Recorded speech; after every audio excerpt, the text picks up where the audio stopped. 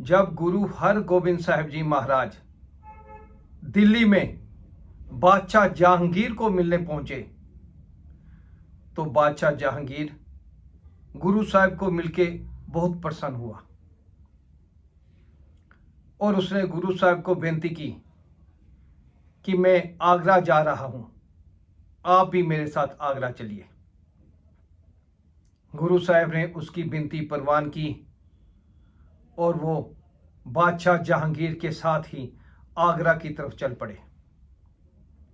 रास्ते में जहां भी बादशाह जहांगीर आराम करता, गुरु साहिब उससे कुछ दूरी पर ही अपना डेरा डालते।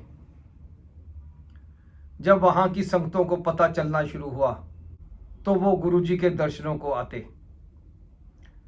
गुरु घर का एक प्रेमी जो घास काटने का काम करता था, जब उसे पता चला तो उसने हरी हरी घास काटी, उसे साफ किया और गुरु साहब के घोड़े के लिए उसे तैयार किया और अपनी मेहनत से कमाए हुए 1 टका गुरु साहिब को भेंट करने के लिए चढ़ पड़ा।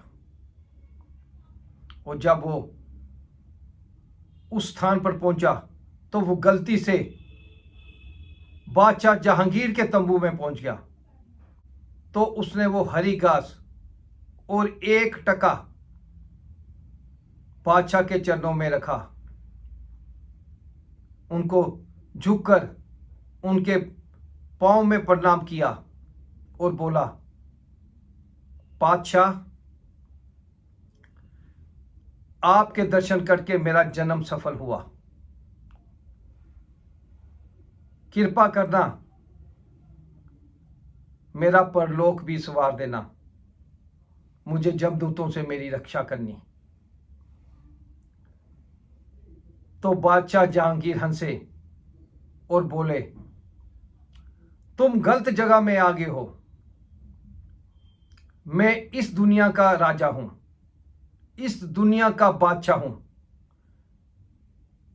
तुम्हें अगर इस संसार में कुछ चाहिए तो बताओ, वो मैं तुम्हें दे सकता हूं, लेकिन अगली दुनिया में मैं तुम्हारी कोई मदद नहीं कर सकता।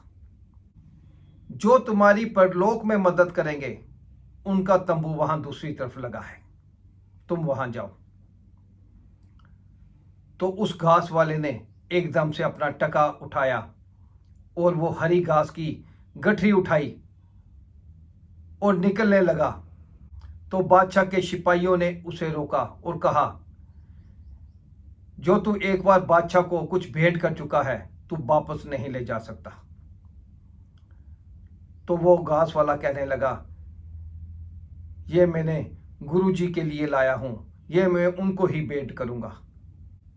बादशाह जहांगीर उसकी श्रद्धा देखकर प्रसन्न हुआ और बोला, तुम ये टका यहीं रहने दो, इसके बदले में मैं तुम्हें हीरे जवाहरात दूंगा और तुम वो जाकर अपने बादशाह को भेंट करो।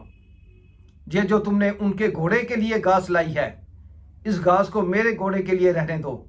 मैं तुझे अपने तबेले से कई बोरी दाना दूंगा।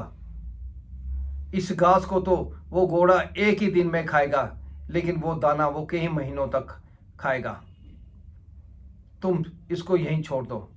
लेकिन वो घास वाला नहीं माना और उसने कहा कि ये मेरे गुरु के लिए ही है। तब बादशाह ने नरमी दिखाई और उसे वो ले जाने दिया जो वो अपने साथ घास और 1 टका लेकर आया था।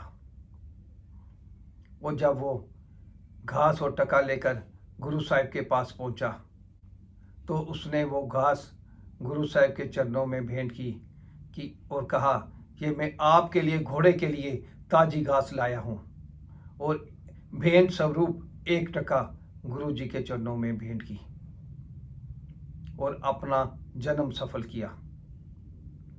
गुरु जी ने उसे आशीर्वाद दिया, उसका लोक और परलोक संवार दिया। उसकी श्रद्धा ने उसे गुरु जी के हृदय में स्थान दिलाया।